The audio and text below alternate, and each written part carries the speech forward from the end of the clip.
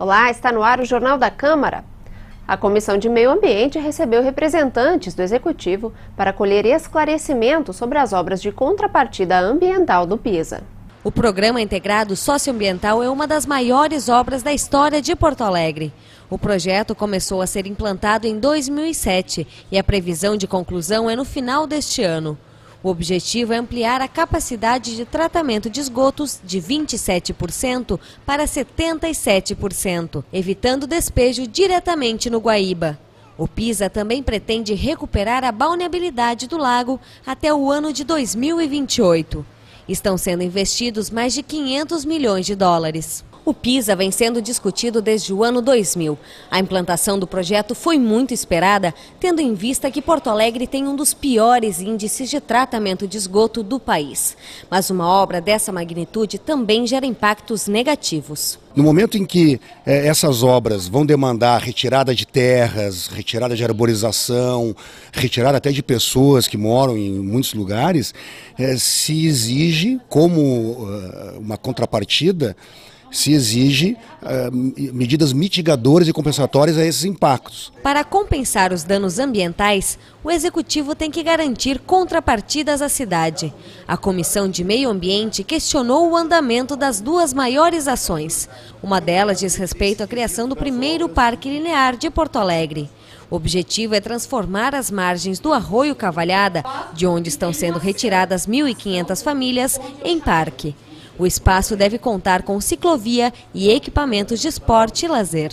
Os vereadores da comissão consideraram que há um atraso nas obras, mas, de acordo com o secretário adjunto de Gestão e Planejamento Estratégico, ainda é preciso retirar moradores da área. Quando se fala no parque linear do PISA, antes dele existir, ele se perfectibilizar como uma contrapartida realizada, há obras para serem feitas no leito do Arroio Cavalhada, a retirada de centenas de famílias, e é nisso que nós estamos trabalhando hoje. A outra compensação importante é a criação da Reserva Ambiental do Morro São Pedro, localizado na zona sul da cidade. A região abriga 2 biomas diferentes e nascentes do Guaíba. O atraso na implantação da reserva ocorre em função da negociação com comunidades indígenas que estão estabelecidas na área. Mas a Secretaria do Meio Ambiente afirma que a questão está sendo solucionada. Estamos já começando uma série de tratativas e reuniões para que garanta também que as comunidades continuem tendo acesso a uma parte da área que não seria destinada à proteção integral. Tem a responsabilidade da preservação e do manejo. E também foi encaminhado o plano diretor o gravame de uma área maior para garantir que a expansão imobiliária não chegue nas áreas de importância ecológica. Outro tema levantado durante o encontro foi a criação do Parque Ambiental do Arroio do Salso, também localizado na zona sul da capital. Inicialmente, o local fazia parte das contrapartidas do PISA. Porém, através de uma mudança no projeto, a compensação acabou sendo anulada.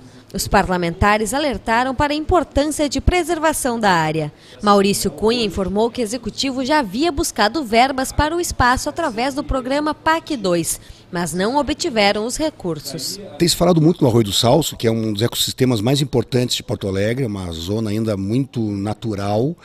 Ela é um dos principais afluentes do Guaíba. Nós vamos buscar agora um programa específico de preservação e recuperação do Arroio do Salso, um programa diferenciado, aproveitando que nós já temos isso previsto no plano plurianual, a recuperação e preservação das áreas de preservação permanente, da qual o Arroio do Salso se sobressai. A Comissão de Meio Ambiente da Casa continuará acompanhando o tema. A vereadora Fernanda Melchiona ressaltou a importância de fiscalizar as obras de contrapartida ambiental. Teve uma tranquilidade que os repasses dos recursos estão vinculados, pelo menos, à execução, né, desses 2 projetos, dessas 2 contrapartidas ambientais. O que não significa que nós não tenhamos que fiscalizar, né, e está permanentemente fazendo pressão para que elas sejam executadas. Em continuação a uma série de visitas a escolas da rede pública, os vereadores da Comissão de Educação e Cultura conferiram a situação do Instituto Estadual Rio Branco. A escola fica próxima à zona central de Porto Alegre. Os parlamentares receberam denúncias de que faltam professores na instituição.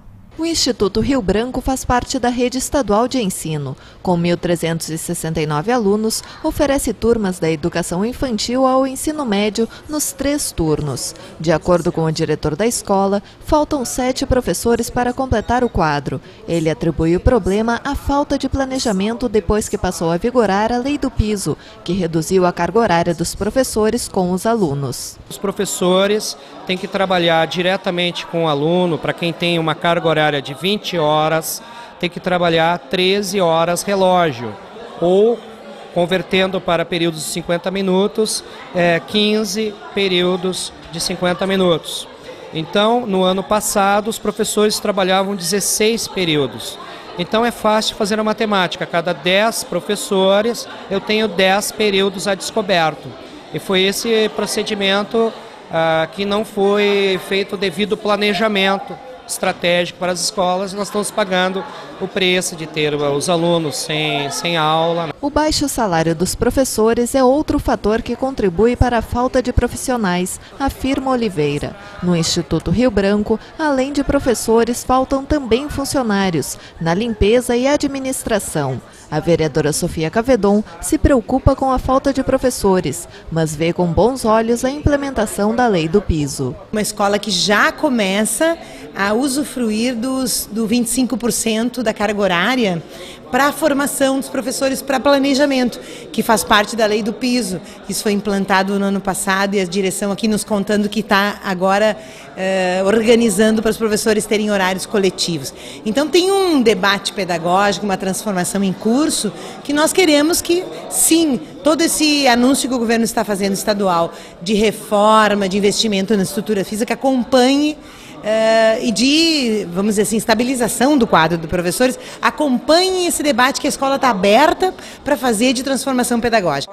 Artes, história, ciências, filosofia, matemática, português, química, geografia e inglês. Para todas essas matérias faltam professores. Além disso, a função de bibliotecário é exercida por um professor realocado. O vereador professor Garcia, presidente da SESI, ressaltou a tradição da escola e se comprometeu a convocar uma reunião para normalizar o sistema. Vou propor agora, mais adiante, uma nova rodada lá na Câmara dos Vereadores, que a direção possa ir novamente com a Secretaria de Educação para explicar essas faltas de docentes e funcionários e vamos ver qual é o prazo que a Secretaria de Educação vai dar para normalizar.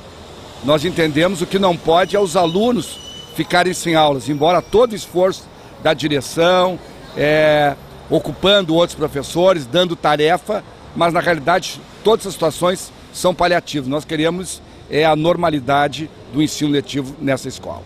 A Comissão de Economia, Finanças e Orçamento promoveu uma sabatina nesta semana. Os parlamentares avaliaram o currículo da servidora Liege Mendes, indicada ao cargo de diretora administrativo-financeira do Departamento Municipal de Previdência dos Servidores Públicos de Porto Alegre.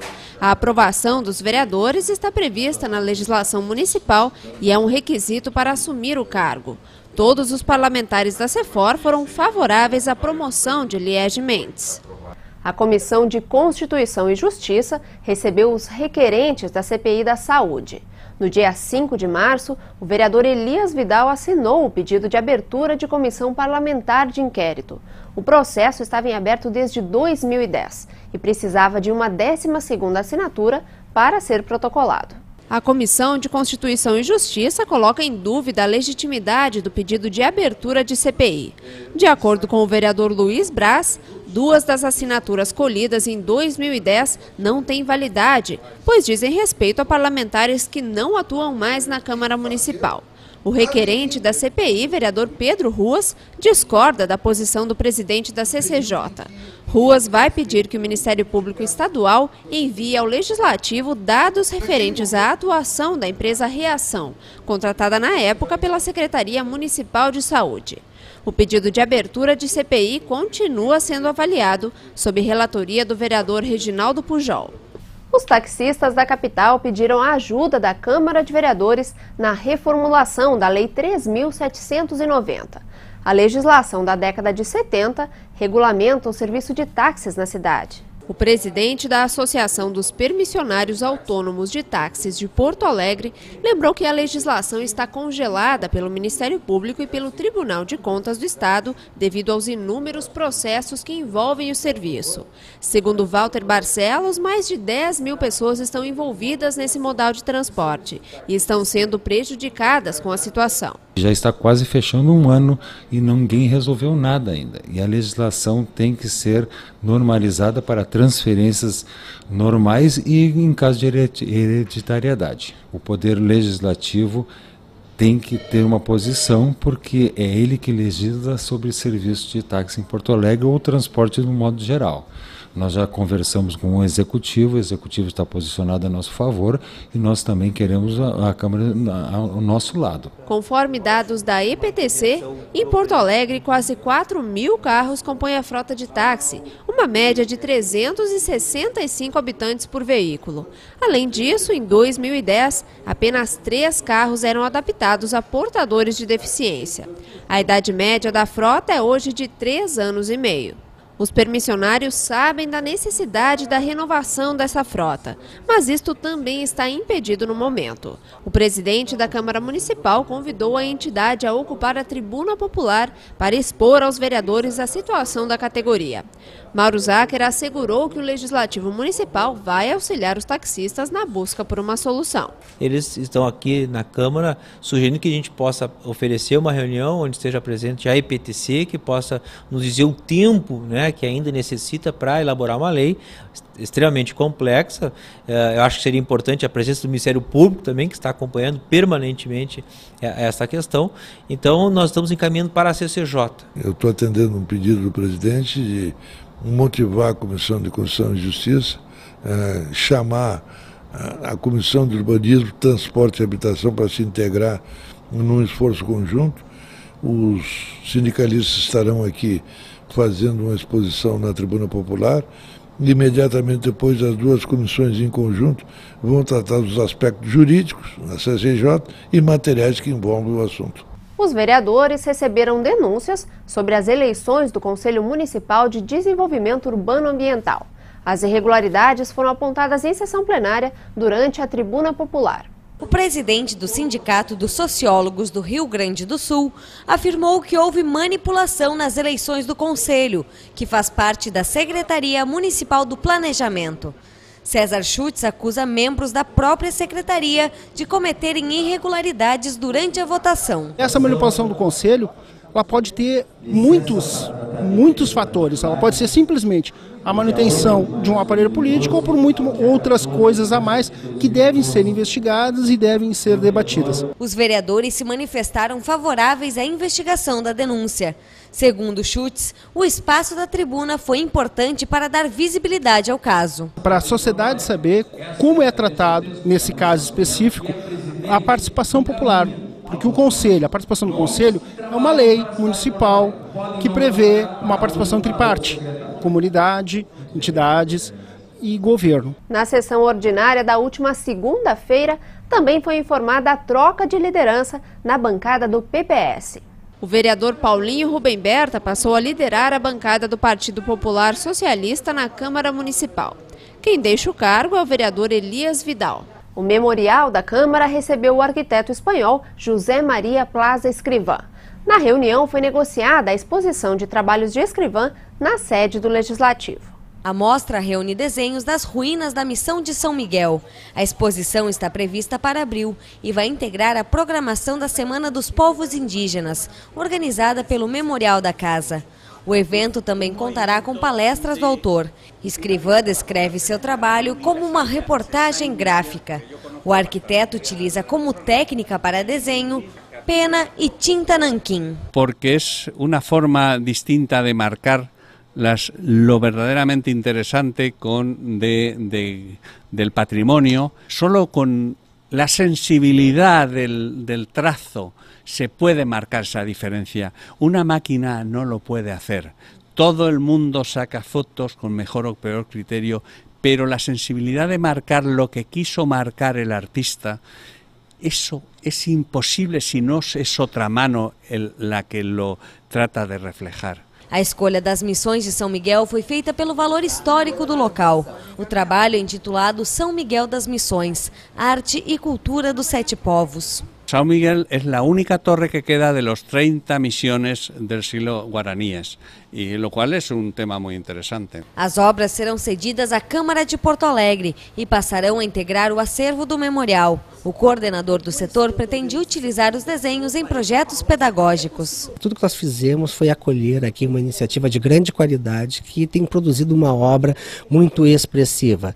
O nosso foco, o foco da Câmara, o foco dos projetos do memorial, e é um desafio para Escrivá, é propor que o seu trabalho tenha uma face pedagógica, é produzir materiais para as escolas. Isso não foi feito antes.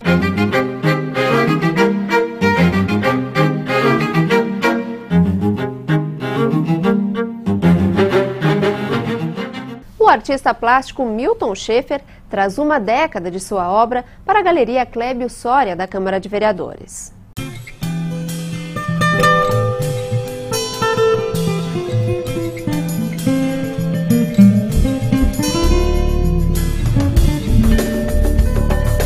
A mostra, intitulada O Imaginário Poético de Milton Schaeffer, traz paisagens, florais, naturezas mortas e abstrações. Os quadros reúnem 10 anos da obra de Schaeffer. A técnica utilizada é acrílico sobre tela. A profusão de cores e a luminosidade são características do trabalho apresentado pelo artista.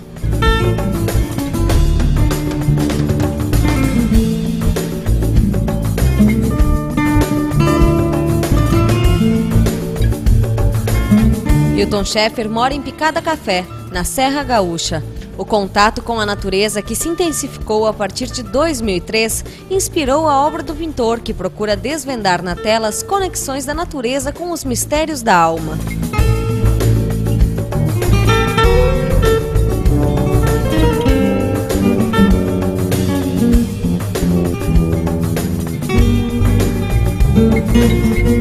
Schaeffer é formado pelo Estúdio de Arte Integrada de Novo Hamburgo.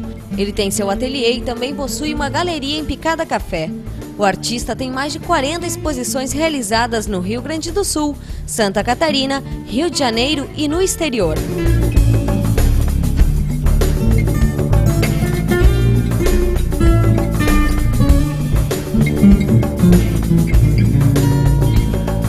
A exposição pode ser vista até 23 de março na Galeria Clébio Soria.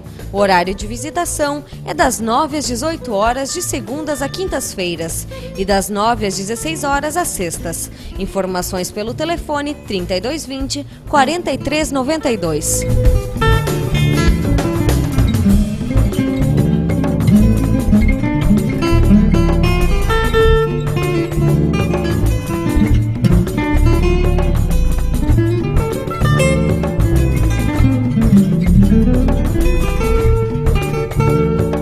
O Jornal da Câmara termina aqui. Obrigada pela audiência. Até a próxima edição.